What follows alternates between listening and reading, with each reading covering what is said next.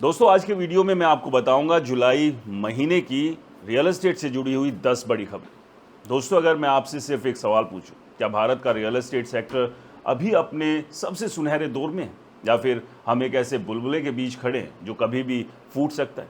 क्या गुरुग्राम सच में भारत का नया रियल एस्टेट कैपिटल बन चुका है? क्या नोएडा और जेवर एयरपोर्ट अगला गुरुग्राम बनने वाले हैं? क्या दिल्ली में सरकार जिस तरह प्रॉपर्टी रिकॉर्ड को डिजिटल कर रही है, उससे करोड़ों लोगों की ज़मीन सुरक्षित हो जाएगी? और सबसे बड़ा सवाल, जब एक तरफ 8 करोड़, 10 करोड़, 30 करोड़ के लग्जरी घर लॉन्च हो रहे हैं, दूसरी तरफ आम आदमी के लिए सस्ता घर खरीदना पहले से ज़्यादा मुश्किल क्यों होता जा रहा है? अगर आपने पिछले कुछ महीनों में प्रॉपर्टी खरीदने का प्लान बनाया, इन्वेस्टमेंट करने का सोच रहे हैं, या सिर्फ ये जानना चाहते हैं कि अगले 5 से 10 साल में पैसा कहाँ बन सकता है, तो ये वीडियो आखिर तक ज़रूर देखिए, क्योंकि आज मैं आपको जुलाई 2026 की 10 ऐसी बड़ी खबरों के बारे में बताने वाला हूँ जो सिर्फ खबरें नहीं, बल्कि भारत के रियल एस्टेट सेक्टर का फ्यूचर तय कर सकती है। इनमें ऐसे आंकड़े हैं जो बताते हैं कि पैसा किस शहर की तरफ जा रहा है, इन्वेस्टर क्या सोच रहे हैं, सरकार क्या प्लान बना रही है, और सबसे ज़रूरी, आपको इन्वेस्टमेंट करना चाहिए या अभी इंतज़ार करना चाहिए। मैं आपको सिर्फ खबर नहीं बताऊंगा, बल्कि हर खबर के पीछे की असली कहानी, उसका असर, और बतौर रियल एस्टेट एक्सपर्ट अपनी राय भी साझा करूंगा, ताकि वीडियो ख़त्म होने तक आपके मन में ये बिल्कुल साफ हो जाए कि आने वाले सालों में सबसे बड़ा मौका कहाँ बनने वाला है। तो चलिए शुरू करते हैं। पहली और शायद सबसे बड़ी खबर है, गुरुग्राम अब आधिकारिक तौर पर नॉर्थ इंडिया का सबसे बड़ा ऑफिस मार्केट बन चुका है। यहाँ ऑफिस स्पेस का आंकड़ा 100 मिलियन स्क्वायर फीट यानी लगभग 10 करोड़ स्क्वायर फीट के पार पहुँच गया। पहली नज़र में ये सिर्फ एक संख्या लग सकती है, लेकिन इसका मतलब समझिए, जहाँ ऑफिस जाते हैं वहाँ कंपनियाँ आती हैं, जहाँ कंपनियाँ आती हैं वहाँ लाखों नौकरियाँ बनती हैं, जहाँ नौकरियाँ बनती है वहाँ किराए की मांग बढ़ती है, मकानों की कीमत बढ़ती है, मॉल खुलते हैं, स्कूल खुलते हैं, और पूरा शहर फाइनेंशियल रूप से बदल जाता है। यही वजह है कि गुरुग्राम पिछले 10 सालों में इतनी तेज़ी से आगे बढ़ा। मेरी राय में अभी भी गुरुग्राम के कुछ माइक्रो मार्केट जैसे Dwarka expressway, southern peripheral road और न्यू गुरुग्राम में लॉन्ग टर्म का अच्छा अवसर मौजूद है, लेकिन आंख बंद करके कहीं भी इन्वेस्टमेंट करना समझदारी नहीं होगी। अब दूसरी बड़ी खबर, मैक्रोटेक यानी लोढ़ा की गुरुग्राम में एंट्री। लगभग 3600 करोड़ के 2 बड़े प्रोजेक्ट एमआरजी ग्रुप के साथ मिलकर डेवलप किए जाएंगे। दोस्तों, बड़े डेवलपर किसी शहर में तभी एंट्री करते हैं जब उन्हें वहां अगले 10 से 15 साल की ग्रोथ दिखाई दे, जैसे पहले मुंबई, फिर पुणे, उसके बाद बेंगलुरु और अब गुरुग्राम। इसका सीधा संदेश है कि बड़े इन्वेस्टर गुरुग्राम को फ्यूचर का हाई वैल्यू मार्केट मान रहे हैं। लेकिन यहाँ मैं एक चेतावनी भी देना चाहूँगा, केवल बड़े ब्रांड का नाम देखकर इन्वेस्टमेंट मत कीजिए। प्रोजेक्ट की लोकेशन, कनेक्टिविटी, आसपास का इंफ्रास्ट्रक्चर और डिलीवरी रिकॉर्ड ज़रूर जांचिए। तीसरी खबर खरीदारों के लिए बहुत इंपॉर्टेंट है। हरेरा ने 2026 की पहली 6 माही में 34,000 करोड़ रुपए मूल्य के 51 नए प्रोजेक्ट मंजूर किए। इसका मतलब है कि बाजार में नई सप्लाई आ रही है, लेकिन इसके साथ हरेरा ने खरीदारों को साफ सलाह दी कि केवल रेरा रजिस्टर्ड एजेंट से ही प्रॉपर्टी खरीदें। दोस्तों, मेरी नज़र में ये सलाह बहुत इंपॉर्टेंट है, क्योंकि आज भी हज़ारों लोग बिना जांच पड़ताल किए सिर्फ सोशल मीडिया एडवर्टीजमेंट देकर बुकिंग कर लेते हैं और बाद में परेशानी झेलते हैं। याद रखिए, रेरा नंबर सिर्फ एक औपचारिकता नहीं, बल्कि आपकी कानूनी सुरक्षा की पहली सीढ़ी। चौथी खबर बताती है कि बड़े डेवलपर भी कानून से ऊपर नहीं है।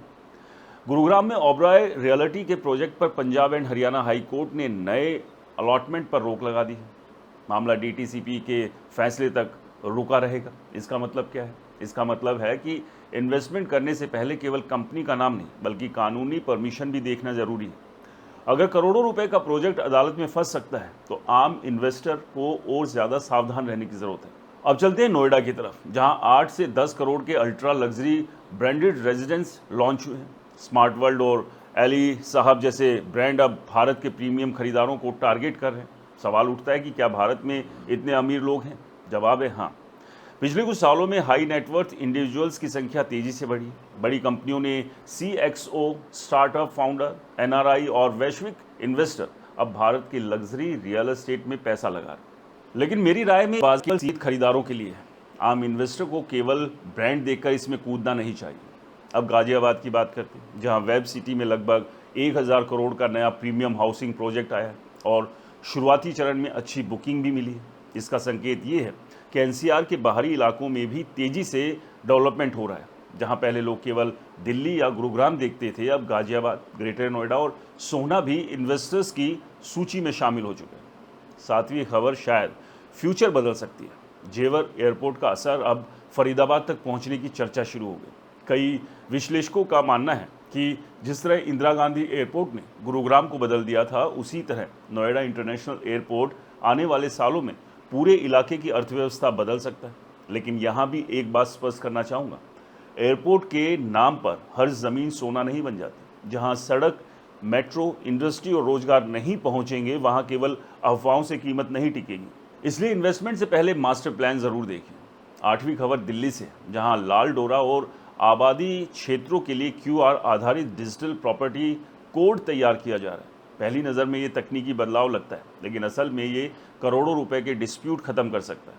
सोचिए, अगर किसी ज़मीन का पूरा रिकॉर्ड मोबाइल से स्कैन करके देखा जा सके तो फर्जी डॉक्यूमेंट्स, दोहरी बिक्री और मालिकाना डिस्प्यूट काफ़ी हद तक कम हो सकता है। दोस्तों, मेरी राय में आने वाले सालों में डिजिटल भूमि रिकॉर्ड भारत के रियल एस्टेट सेक्टर में सबसे बड़ा सुधार साबित हो सकते हैं। अब बात DDA की नई आवास योजना की। लगभग 1200 फ्लैट्स पर 25% तक की छूट दी गई है, ताकि मिडिल क्लास को राहत मिल सके। लेकिन यहाँ भी खरीदारों को केवल डिस्काउंट देखकर निर्णय नहीं लेना चाहिए। आपको लोकेशन, ट्रैवल टाइम, आसपास की सुविधाएं और फ्यूचर की कीमत बढ़ने की संभावना भी देखनी चाहिए। केवल सस्ता मिलने का मतलब हमेशा अच्छा इन्वेस्टमेंट नहीं होगा।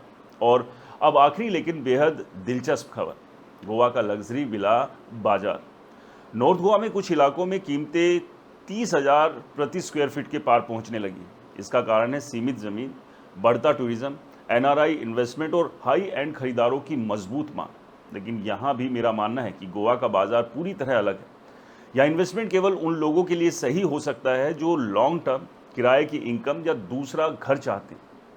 तुरंत मुनाफा कमाने की सोच रखने वालों के लिए ये बाजार हमेशा आसान नहीं होता। अब इन 10 खबरों को एक साथ जोड़कर देखिए। एक तरफ गुरुग्राम में ऑफिस स्पेस बढ़ रहा है, दूसरी तरफ बड़े डेवलपर एंट्री कर रहे हैं, तीसरी तरफ रेरा नियम मजबूत हो रहा है, चौथी तरफ अदालतें नियमों का पालन सुनिश्चित कर रही है, पांचवीं तरफ लग्जरी बाजार तेजी पकड़ रहा है, छठी तरफ नए शहर उभर रहे हैं, सातवीं तरफ एयरपोर्ट नए विकास के इलाके बना रहा है, आठवीं तरफ डिजिटल रिकॉर्ड ट्रांसपेरेंसी ला रहे हैं, नौवीं तरफ सरकार सस्ते घरों को बढ़ावा देने की कोशिश कर रही है और 10वीं तरफ गोवा जैसे बाजार वैश्विक इन्वेस्टर्स को आकर्षित कर रहे हैं। यानी भारत का रियल एस्टेट एक साथ कई दिशाओं में बदल रहा है। दोस्तों, मेरी अंतिम राय यही है कि अगले 10 सालों में सबसे ज़्यादा फायदा उन इन्वेस्टर्स को मिलेगा जो भीड़ का पीछा नहीं बल्कि इंफ्रास्ट्रक्चर, रोजगार, कानूनी मंजूरी और वास्तविक मांग वाले इलाकों की पहचान करेंगे। याद रखिए, रियल एस्टेट में पैसा खरीदते समय नहीं बल्कि सही और सही समय चुनते समय बनता है। अगर आप सिर्फ ये पूछेंगे कि कौन सा शहर बढ़ेगा तो शायद देर हो जाएगी, लेकिन अगर आप ये समझेंगे कि कोई शहर क्यों बढ़ रहा है, कौन सी परियोजना भविष्य में मूल्य बनाएगी और किस जगह केवल प्रचार हो रहा है, तब आप सही डिसीजन ले पाएंगे। इसलिए इन्वेस्टमेंट हमेशा रिसर्च के आधार पर करें, भावनाओं के आधार पर नहीं। मुझे लगता है कि आने वाले सालों में गुरुग्राम, नोएडा जेवर कॉरिडोर, चुनिंदा फरीदाबाद के इलाके और कुछ प्रीमियम गोवा की लोकेशन सबसे ज़्यादा चर्चा में रहेगी। लेकिन हर इन्वेस्टर से पहले कानूनी डॉक्यूमेंट्स, रेरा रजिस्ट्रेशन, डेवलपर का रिकॉर्ड और स्थानीय डेवलपमेंट प्रोजेक्ट ज़रूर जांचें। यही समझदार इन्वेस्टर की पहचान है और यही वो फ़र्क है जो भविष्य में आपके लाखों करोड़ों रुपए में अंतर पैदा कर सकता है। तो दोस्तों, ये थी जुलाई 2026 की 10 रियल एस्टेट से जुड़ी हुई बड़ी खबरें जो कि आपकी इन्वेस्टमेंट, आपके फ्यूचर पर सीधा असर डालती है। दोस्तों, ये खबरें आपको कैसी लगी कमेंट कर ज़रूर बताएं। इस वीडियो को ज़्यादा से ज़्यादा लोगों को शेयर करें ताकि वो भी रियल एस्टेट को लेकर जागरूक रहें। और आपके अपने चैनल को सब्सक्राइब और फॉलो करना बिल्कुल ना भूलें। मिलते हैं रियल एस्टेट के किसी और दूसरे वीडियो के साथ। तब तक के लिए मुझे दीजिए इजाज़त। नमस्कार, जय हिंद।